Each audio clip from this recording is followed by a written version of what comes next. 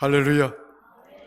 예, 오늘 우리에게 주신 오늘 이 말씀을 가지고 나의 걸음 하나님께 맡겨라 라고 하는 제목을 가지고 예배되고 준비된 하나님의 은혜와 축복을 함께 나누고자 합니다. 하나님 없이 인간의 존재가 과연 어떤 존재인가? 과연 인간의 본질은 어떤 속성을 가지고 있는 존재인가? 이런 의문들을 가지고 이 인간에 대해서 깊이 연구하고 논리를 만들고 체계를 세우고 학문을 만들어내고 이렇게 한 철학의 한 흐름이 있습니다. 그 철학의 흐름 중에서 우리는 실존주의라고 이렇게 이야기를 하고 있는데요. 굉장히 어려운 말이죠. 일반 사람들은 철학을 공부하지 않으신 분들은 실존주의 이러면 그런 어려운 말을 쓰고 또 그게 도대체 우리에게 무슨 의미가 있는지 이렇게 복잡한 용어들 이렇게 생각하고 싶지 않지요. 근데 쉽게 말하면 이 실존주의가 어떤 철학이냐? 쉽게 말하면 우리 인간의 본성을 연구하고 인간의 어떤 존재에 이게 어떤 존재인가 그 본질을 연구하는 철학입니다. 어렵지 않습니다. 그래서 그런 어떤 학파가 쭉 이렇게 이어져 오죠. 이어져 오는데 그 철학의 시초를 닦고 그 틀을 닦았던 분들이 대표적으로 우리는 키엘케고르라 혹은 쇼펜하우다 이렇게 이야기를 하기도 합니다. 이런 철학자들 이름 들어보셨죠? 그리고 뒤에 하이데거다, 니체다, 또 현대에 와서는 프랑스의 사르트르다, 이런 이름들을 들어보셨을 텐데 그런 사람들이 한 줄을 쭉 이렇게 이루고 있는 거예요. 인간의 도대체 어떤 존재인가? 그 질문을 갖고 연구를 하는 거죠. 왜 인간은 이렇게 불안해하고 왜 인간은 이렇게 두려워하고 왜 인간은 죽는 것인가? 그리고 죽음은 도대체 무엇이기에 우리를 이렇게 두렵게 만드는 것인가? 이런 등등 많은 주제들을 던져놓고 그것들을 막 이렇게 연구하고 그런 어떤 논리적인 체계를 잡아오고 쌓아왔던 그런 철학이 실존주의 철학들입니다. 하나님 없는 인본주의 철학이라고 말을 하는 거죠. 그럼에도 불구하고 우리가 귀를 기울여 들어볼 만한 교훈과 가르침들이 있습니다. 이 실존주의 철학의 틀을 닦고 그 문을 열었던 사람 중에 한 사람이라고 말할 수 있는 덴마크의 철학자 키엘케고르는 죽음에 이르는 병이라고 하는 책을 썼어요. 그 죽음에 이르는 병 제목 자체가 굉장히 와닿기는 한데 그게 도대체 뭘 말하는지 어려웠잖아요. 제가 이 어려운 책을 세세하게 여러분들에게 소개하거나 그러고 싶어서 이야기하는 것이 아니라 이 책에서 키엘케고르라고 하는 사람이 인간은 세 부류의 특성을 지니고 있는 존재로 살아간다. 그 세 부류에 대해서 이야기를 했어요. 첫 번째는 심미적 존재다. 같은 철학자들은 왜 이렇게 말을 어렵게 쓰는지 모르겠어요. 심리적이라고 하는 말은 그냥 이 본능, 자아, 어떤 내적인 자아가 그냥 판단과 어떤 그런 결정에 따라서 추구하는 선택하는 어떤 미, 아름다움 그런 걸 갖다 심미적이라고 그러는 것인데 사실 좀 더 쉽게 말하면 탐욕적인 걸 말하는 거예요. 본능에 의지하는 삶을 말하는 거예요. 자기 욕망에 따라서 살아가는 삶을 말하는 겁니다. 그러니까 키엘케고르는 말하기를 첫 번째 단계의 사람은 자기 본능에 의지해서 그 자기의 탐욕에 의지해서 살아가는 부류가 있다라고 이야기합니다. 이것이 심미적 존재다. 두 번째는 그럼에도 불구하고 인간은 어떤 본능과 어떤 이런 자기의 탐욕을 통제하고 제어할 수 있는 이성이 있고 그런 정신이 있는 존재인데 어떻게 그렇게 본능과 탐욕에만 의지해서 살아갈 수 있느냐? 그래서 그 한 단계 높은 단계의 존재를 말하기를 윤리적 존재라고 이야기를 했어요. 다시 말하면 이제 도덕적인 어떤 그런 체계를 만들고 윤리적인 체계를 만들고 법 질서를 만들고 그렇게 해서 우리가 적어도 이러한 그 가치를 지키고 이런 질서를 지키고 이런 법들을 지킬 때 그래도 적어도 우리가 그 짐승 같지 않는 삶, 동물 같지 않는 삶을 살아갈 수 있는 거 아니냐. 그 심미적 인간보다도 좀 더 나은 존재의 인간성을 키에르케고르는 윤리적 존재라고 이야기를 한 거예요. 그런데 키에르케고르가 주목했던 이 윤리적 인간은 어떤 존재인가? 윤리성에다 자기의 어떤 삶을 맞추고 사회의 어떤 도덕적인 가치에다가 자기의 삶을 맞추고 그리고 사회의 질서를 유지하기 위해서 어떤 제시된 어떤 법이나 어떤 그런 어떤 법 질서를 따라서 자기 삶을 맞추고 살다 보니까 내 안의 본질은 내 자아가 없는 거예요. 이런 껍질 같은 인생이라, 형식 같은 인생이라, 이것이 인간이냐라고 질문하는 거죠. 우리가 주변에 있는 형식 껍데기에 맞춰서 살아가는 것, 이게 인생이냐? 아니라는 거죠. 내 안에 끊임없이 갈등하고 있는 거예요. 사회적인 윤리적인 가치와 어떤 사회가 제시하는 도덕적 가치와 사회가 어떤 제시하는 어떤 법률적 가치들, 이런 질서 체계들이 내 안에서는 이거 아닌데. 우리 주변에 오늘날 우리 사회에 뭐라고 그럽니까? 법을 잘 이용하는 사람들 있잖아요. 그걸 뭐라고 그럽니까? 부르는 말이 있던데. 법꾸라지. 미꾸라지가 잘 빠져나가잖아요. 잘 빠져나가잖아요. 그러니까 법을 잘 아는 사람은요, 법을 잘 이용하는 거예요. 우리같이 어리석고 순진한 사람들이 뭐예요? 아무 법에라도 걸려가지고 뭡니까? 고민하고 염려하고 걱정하는 거예요. 근데 그 법꾸라지 같은 사람들은요, 법을 잘 이용하는 거예요. 그 미꾸라지 같은 사람이라. 그 법이 우리 존재, 우리 인간의 삶의 모든 것들을 규정할 수 있는 것도 아니다. 우리가 윤리라고 하는 어떤 선한 가치를 만들어 놨지만 그 선한 가치조차도 나의 존재를 완전히 규정하고 나를 설명할 수 있는 내가 무엇이지? 내 본질은 뭐지? 내 존재가 어떤 존재지? 하는 것에 대한 답을 주지 못하는 것이다. 이런 가치들을 포함해서 이보다 더 높은 단계의 존재의 삶은 어떤 것인가? 그래서 제시한 존재가 있는데 그것이 종교적 존재라고 했습니다. 그래서 키에르케고르는 말하기를 이런 껍데기 같은 인생이 정말 충실한 알맹이가 가득한 인생이 되기 위해서는 신 앞에 서 있는 단독자의 경험을 지나야 된다. 어렵죠? 신 앞에 단독자라는 말은 키에르케고르가 쓴 말인데 하나님 앞에 헐벗은 자기 모습이 그 만남을 말하는 겁니다. 온갖 거짓과 어떤 그런 가식과 위선들, 껍데기들 다 벗어버려. 나 자체가, 그 나라고 하는, 김 목사라고 하는 그 자체가 그 하나님과 앞에서 하나님과의 그 만남, 그 경험, 윤리로도 규정할 수 없고 도덕적 가치로도 규정할 수 없었던 내 안에 있는 이 정말 나를 정말 짓누르고 있었던 그 죄의 근원들, 이 죄악의 모습들, 이 문제들을 누가 해결할 수 있느냐라고 하는 거예요.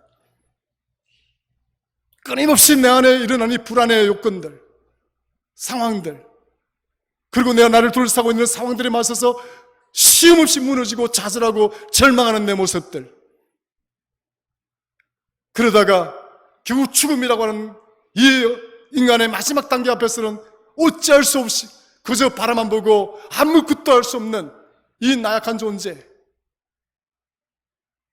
이것을 어떤 윤리가, 어떤 도덕적 가치가 해결할 수가 있겠냐는 거예요.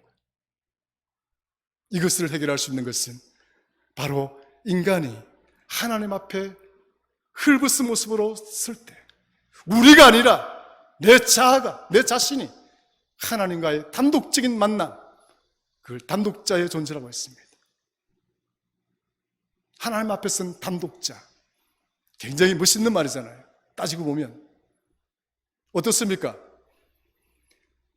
저와 여러분, 우리가 하나님 앞에 서 있는 모습이 아니라 내가 하나님 앞에 서 있는 그 내 헐벗은 모습들, 내 안에 온갖 추한 것들, 그것들 다 하나님 앞에 내어놓고 주여 하나님, 이 못난 나를 용서해 주옵소서, 이 죄인을 용서해 주옵소서라고 하는 그런 경험들, 그것이야말로 인간을 진정한 인간답게 만드는 것이다.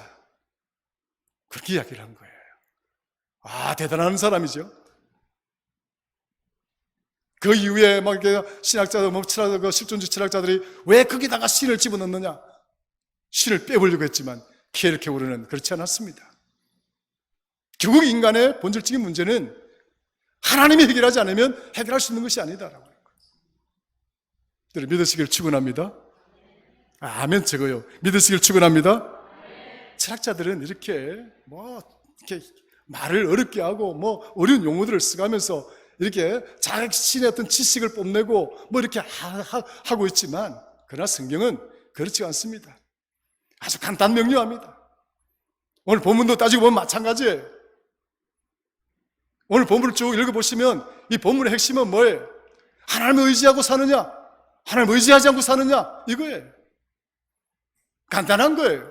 무슨 심리적 존재, 윤리적 존재, 어떤 종교적 존재, 그런 용어를 쓰지 않더라도 성경은 명확합니다.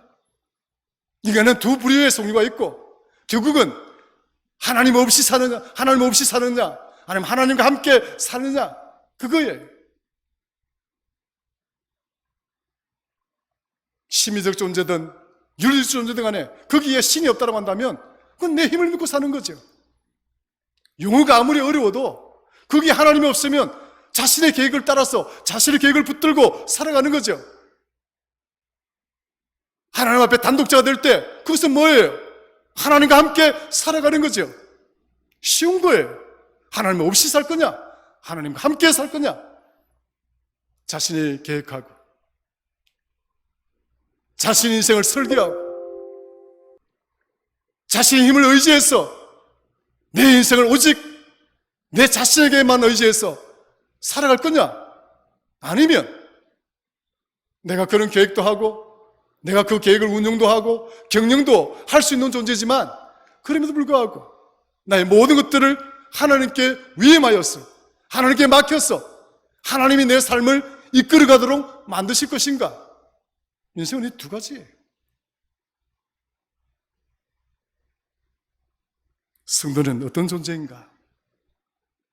결국 성도들은 내 계획에 따라서 내 삶을 운영하고 경영하는 자가 아니라, 내 안에 계획이 많고 나는 충분히 내 생각과 내 마음의 계획들을 운영하고 경영할 수 있는 능력은 있지만, 그러나 그보다 더 뛰어나시고 그 모든 것들을 운행하시는 하나님께 내 자신을 내맡기는 삶, 그것이 성도의 믿음의 삶인 줄로 믿으시기를 축원합니다.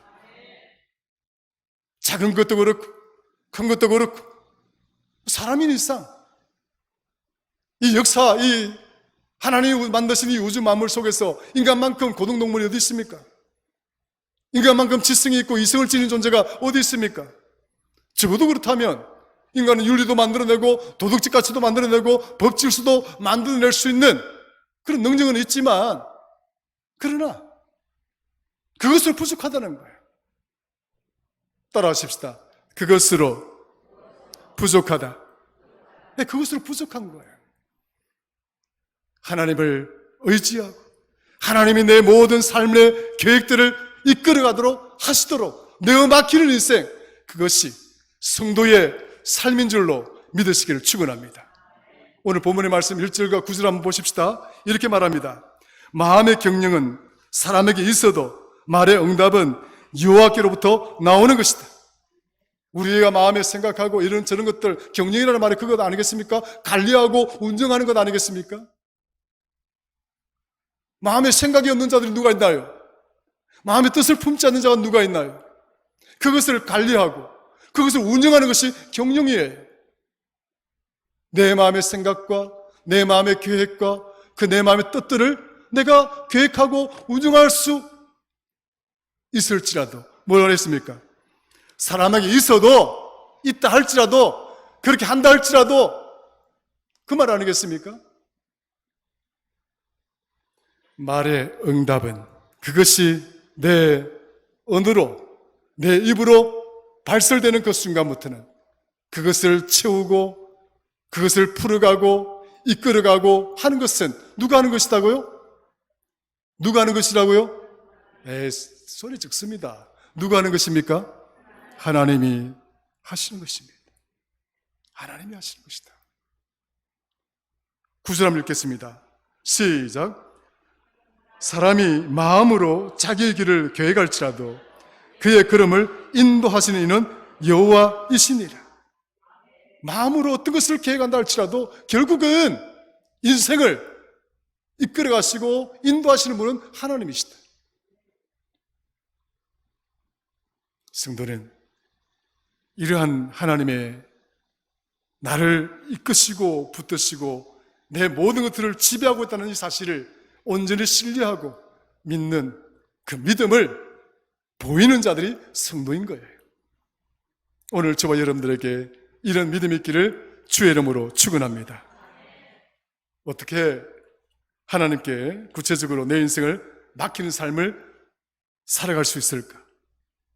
그렇다면 나는 하나님께 내 인생을 이렇게 맡겨서 하나님이 내 마음을 지배하시고 내 마음의 계획을 경영하시고 내 말에 기도를 응답하시고 어떻게 하면 그것이 가능할까? 첫 번째 생각해 볼 문제입니다. 우리 인생을 불안하게 만들고 절망하게 만드는 모든 시련과 역경들에는 하나님이 계획이 있다는 사실을 받아들여야 됩니다. 따라하십시다. 하나님의 계획이 있다. 오늘 에어컨이 안 됩니다. 지난주도 안 됐습니다. 그래서 고쳤어요. 수요일에 예배를 잘 드렸습니다. 에어컨 틀어놓고 시원하게 예배를 잘 드렸어요. 근데 이게 갑자기 또 안 되는 거예요. 도대체 무슨 이런 어떤 조그만 사안들을 두고 목사님 이게 무슨 목사님 하나님의 뜻이 있고 무엇이 있겠습니까? 그냥 기계가 작동이 안 되고 전기가 안 들어와서 그렇게 아니에요. 이것도 하나님이 이 속에 하나님이 계획이 있는 줄로 믿으시기를 축원합니다. 이 상황이 우리에게 주는 교훈들, 그것이 무엇이라고 딱 잘라서 말할 수 있는 것은 아니겠지만 혹이 오늘 여기 앉아있는 사람 특별한 한 명을 위해서라도 오늘 이 상황은 하나님이 이끌어가는 계획 속에 있다는 사실을 우리가 알아야 됩니다. 우리 모두가 더워하고 힘들어하는 그런 어떤 시간을 우리가 경험하고 지나가고 있지만 그럼에도 불구하고 이런 상황과 이런 환경과 이런 분위기가 여기 앉아있는 어떤 누구에게 하나님은 새로운 은혜를 더 공급하고 그 사람이 더 믿음에 믿음을 더하고 하나님을 더욱 신뢰하는 그 과정으로 이끌기 위한 또 다른 하나님의 계획이 있는지도 모른다라고 하는 거예요. 구체적으로 설명할 수는 없지만 그런 하나님의 계획이 여기에 있다. 그것을 받아들이는 거예요.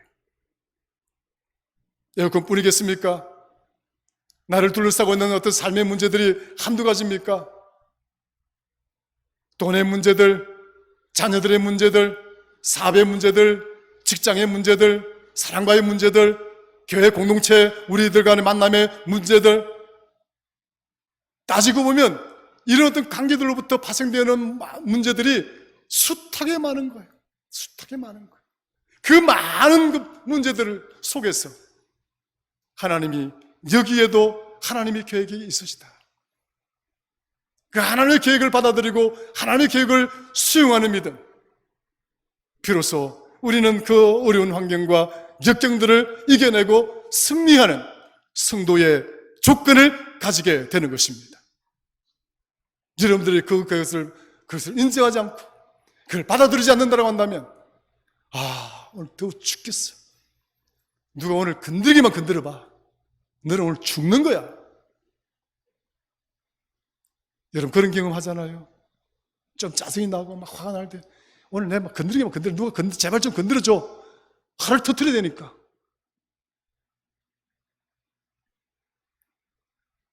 여러분 이 감정이 우리는 아주 평범하게 가지는 감정들이에요. 성도들이 평범하게 가지는 감정들 아니겠습니까? 어떤 이렇게 문제가 발발했을 때 화를 팍 내고 소리를 부럭 지르고 자기 감정을 노출시키고 이런 것들은요 평범하게 일어나는 일들이에요. 우리도 뭡니까? 거기 익숙해져서 다 이해를 하죠. 아, 저분은 저 정도 되니까 화를 낼 만하다, 짜증 낼 만하다, 뭐 이해를 하죠. 그러나 하나님의 계획을 받아들인다고 하는 것은 그 이해를 뛰어넘어야 되는 거예요. 아, 화를 낼 수 있겠다, 이해는 하지만 여러분 그것을 억누르고 그것을 이겨내고 그걸 감당할 수 있는 능력을 우리가 내 안에 그걸 가지고 살아갈 수 있어야 되는 거예요. 왜 성도인가? 왜 하나님의 능력을 가지고 살아가는 성도인가? 왜 기도의 힘으로 살아가는 성도들인가? 그 성도들이 그런 것이 가능하기 때문에 저와 여러분에게 이런 하나님께서 우리에게 주시는 은혜의 능력이 있기를 주의 이름으로 축원합니다. 하나님께 내어 맡기는 인생이라고 하는 첫 번째 조건은 하나님의 모든 범사에 계획을 가지고 있다는 사실을 받아들이는 겁니다. 오늘 우리 장로님이 기도도 하셨지만 요셉이라는 인물을 한번 보십시다.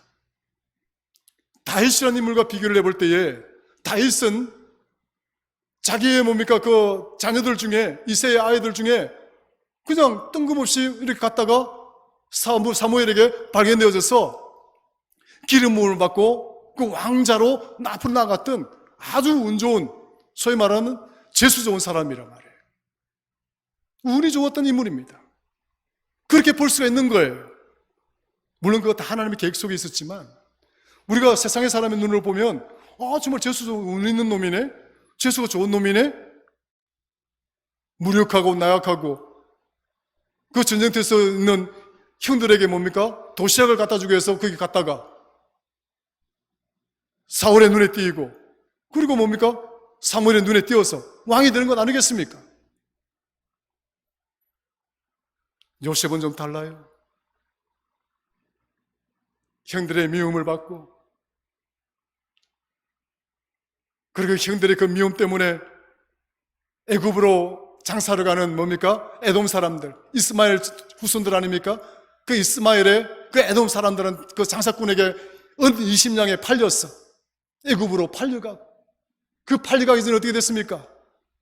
형들이 이 요셉을 죽이기 위해서 웅궁댕이를 파서 거기에다가 요셉을 처박아 놓고 급기에는 그 아이를 팔아버리고 적어도 사람이 이 정도 당하면요 이성을 상실합니다. 여러분 형들을 보겠어도 내가 정상적인 눈으로 볼 수 있겠습니까? 자기를 그렇게 팔아버리고 자기 웅덩이를 집어넣고 자기를 죽이려고 했던 그 형제들, 그 형들을 정상적으로 볼 수 있겠냐고요. 근데 요셉은 꿈꾸는 자라고 그랬지 않습니까? 그런 그 꿈을 포기하지 않았던 자라요. 하나님이 자기에게 주었던 그 꿈을 그를 붙들고 살았던 인물이에요. 그게 하나님 뜻인 줄 알고 살았던 거예요. 불평할 수도 있을 거예요. 모릅니다. 성경에 기록이 안 되어져 있으니까. 불평을 했을 수도 있고 원망을 했을 수도 있겠지만 그럼에도 불구하고 요셉은 그 불평과 그 원망들을 다 이겨내고 보디발의 그 밑에 들어가서 보디발의 아내의 유혹을 받고도 또 거기에 누명을 쓰고 감옥에 들어가고 그 온갖 숱한 고난의 시간, 역경의 시간들을 보내면서도 하나님의 뜻, 하나님의 계획, 하나님의 꿈을 붙들고 살았던 인물 아니겠습니까? 그런 믿음을 보였기에 요셉은 아브라함과 이삭과 야곱을 이어서 하나님의 구원사의 네 번째 가장 큰, 가장 위대한 지도자가 되었던 것 아니겠습니까? 그 고난이 없었더라고 한다면, 그 팔려감이 없었더라고 한다면, 그 미움과 증오가 없었더라고 한다면 어떻게 요셉이 그런 인물로 클 수가 있었겠냐고요. 역설적인 거죠. 내가 원망하고 싶었던 것, 내가 저주하고 싶었던 것, 내가 정말 내 형제를 죽이고 싶은 그런 미운 감정들을 오히려 그것들이 변하여서 요셉이란 위대한 인물이 되는 데에 그것들이 밑그림이 되었다는 거예요. 이것이 하나님의 계획인 겁니다. 우리의 상식을 뛰어넘는 것, 우리의 판단을 뛰어넘는 것, 우리의 가치를 뛰어넘는 것, 그걸 인정하고 그걸 받아들일 때에 비로소 우리는 하나님을 신앙한다, 내가 하나님을 믿는다, 내가 하나님을 의지한다, 이렇게 고백을 할 수가 있는 거예요. 여러분에게 이런 믿음이 있기를 주의 이름으로 축원합니다. 예수님이요, 십자가에 못 박히기 전에 누구에 의해서 팔려갑니까? 그 예수님을 파는데 제일 앞장섰던 자가 누구예요? 예수님의 12제자 중에 한 명입니다. 다른 사람도 아니에요. 사도라고 불려졌던 그 12사도들 중에 한 명이 예수님을 배신한 거예요. 군사들을 불러 모으고 밤중에 은밀하게 주님 있는 대로 다 이렇게 불러 모아서 그 군사들이 예수님을 모르니까 내가 가서 그 예수님께 키스를 하거든, 뽀뽀를 하거든, 그 자가 예수니라, 그 자를 잡아라. 유다가 주님께 키스를 합니다. 그러니까 숨어서 지켜보고 있던 병사들이 저 사람이 예수구나 와서 잡았습니다. 제자들 중에 화가 났습니다. 분노가 치밀었습니다. 한 명이 칼을 들어서 그 군사의 귀를 잘라버렸죠. 마태복음과 마가복음, 누가복음에서는 그 자가 누구인지를 설명하고 있지 않으나 요한복음 18장에 보면 그 자가 칼을 뽑았던 자가 베드로라고 이야기를 하고 있습니다. 베드로가 칼을 뽑아서 그 병사의 신하의 귀를 잘라버립니다. 주여, 우리가 싸웁시다. 싸울 수 있습니다. 그래도 됐던 거예요. 그래서 잘라버린 거예요. 그런데 누가복음에서 무엇이라고 말을 하느냐? 52절에 이렇게 말합니다. 51절에 지자들이 칼로 치리까 그렇게 말하니까 우리 주님이 말씀하시기를 이것까지 참으라. 따라하십시다. 이것까지 참으라. 그리고 마태복음 26장 51절에서 53절 가면 이렇게 말씀이 이어집니다. 설명을 하고 있습니다. 내 칼을 칼집에 꽂으라. 칼을 가지는 자는 다 칼로 망하느니라. 52절 너는 내가 내 아버지께 구하여 지금 12군단 더 되는 천사를 보내시게 할 수 없는 줄로 아느냐. 예수님이 베드로에게 말합니다. 베드로야, 내가 지금 하나님께 구하여서 12천사, 12군단 더 되는 천사를 내게 보내달라고 내가 그렇게 할 수 없는 줄로 아느냐. 할 수 있다는 거예요. 주님은 천사를 소집해서 그 군사들을 물리칠 수 있다는 거예요. 네가 칼을 뽑지 않더라도.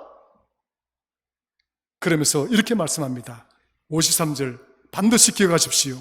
마태복음 26장 53절 내가 만일 그렇게 하면 이런 일이 있으리랴 한 성경이 어떻게 이루어지겠느냐. 오랫동안 예언되어져 왔던 메시아가 팔려가고 그 팔려 십자가에 죽게 될 것이다라고 된 하나님의 그 계획을 내가 어떻게 그것을 내 마음대로 바꿀 수가 있겠느냐.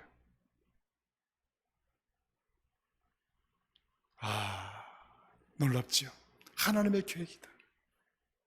하나님의 계획을 받아들이고 하나님의 계획을 인정하는 것이다. 유다의 키스가 없었더라고 한다면,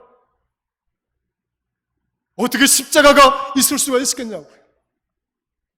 유다의 그 배신의 키스가 없었다고 한다면 오늘 저와 여러분들이 어떻게 십자가로 말미암아 구원을 받을 수가 있었겠냐고요. 우리는 그렇게 생각할 수 있고, 우리는 그렇게 말할 수가 있고, 우리는 군사의 길을 자르고 싸울 수도 있지만, 그렇게 계획하지만 하나님은 하나님의 계획이 따로 있는 거예요. 그 계획을 받아들이는 거예요. 성도 여러분, 하나님의 계획을 받아들이는 지혜로운 성도가 되기를 주의 이름으로 축원합니다.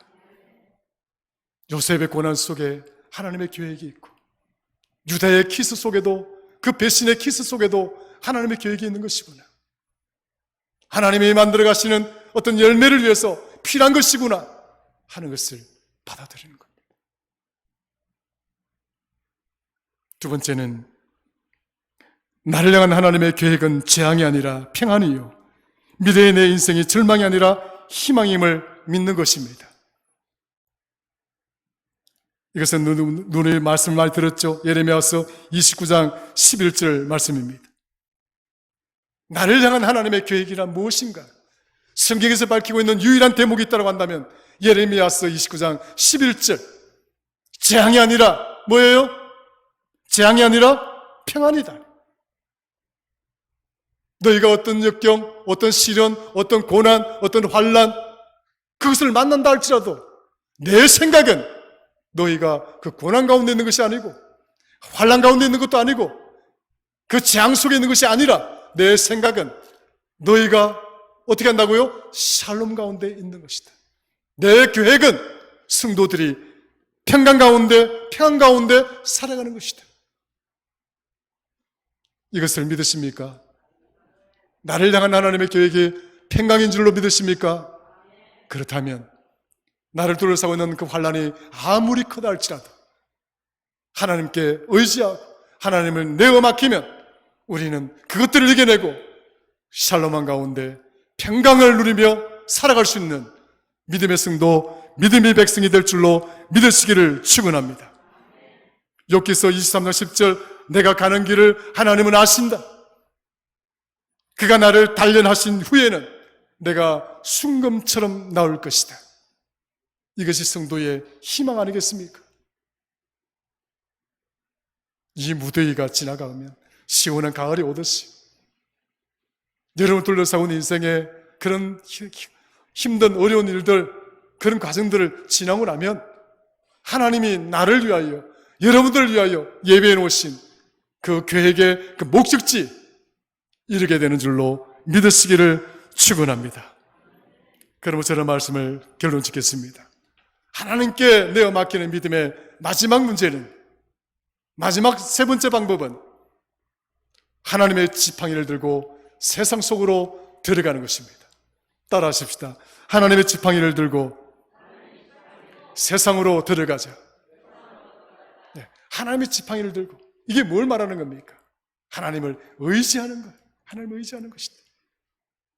출애굽기 4장에 나오는 말씀이죠. 모세에게 지어진 지팡이, 하나님의 지팡이.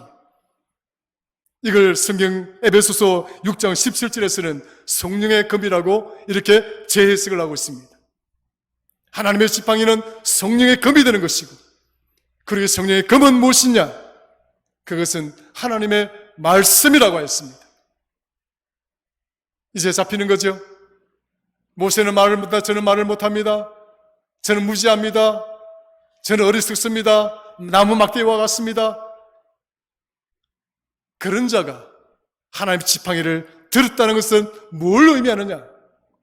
하나님의 말씀을 의지하고 하나님의 말씀 붙들고 그것을 신뢰하고 나아갔다는 것을 의미하는 것입니다. 신약에서는 그것을 그래서 성령의 검을 드는 것이고 하나님, 그것이 하나님의 말씀이다, 이렇게 이야기를 하고 있습니다. 하나님께 내 인생을 내어 맡기는 그 삶의 모습이란, 첫 번째, 범사에 있어서 그 모든 것들이 하나님의 계획 속에 있다는 것을 받아들이는 것입니다. 두 번째는 그 계획의 목적은, 그 계획이 나를 향한 목적은 무엇이냐? 재앙이 아니라 평안이라는 것을 믿는 것입니다. 그러고 난 다음에 이제 내가 세상 속으로 나아갈 때 하나님의 지팡이를 짚고 말씀을 들고 세상에 나가는 것입니다. 내 인생은 그렇게 됨으로써 승리자가 될 것이고 우리 모두의 발걸음은 그렇게 해서 우리 모두의 승리가 될 것임을 확신합니다. 내 걸음 하나님께 내어 맡기는, 나의 걸음 하나님께 내어 맡기는 그런 복된 성도들 되셔서 하나님이 예배하신 그 축복들을 풍성하게 누리는 복된 성도들 되시기를 주의 이름으로 축원합니다. 하나님 아버지 고맙고 감사합니다. 오늘 우리에게 주신 말씀을 통해서 나의 걸음 하나님께 맡기라라고 하는 이 제목을 통해서 은혜를 받았습니다. 잠언서 16장 1절에서 9절까지 나온 이 말씀을 통하여 오직 하나님만 의지하고 오직 하나님만 바라며 나아가는 우리 인생이 되게 하셔서 반드시 승리할 수밖에 없는 우리의 삶을 승리의 믿음으로 누리며 살아가는 우리 성도들, 우리 교회가 되게 하여 주옵소서. 예수님의 이름으로 기도드리옵나이다. 아멘.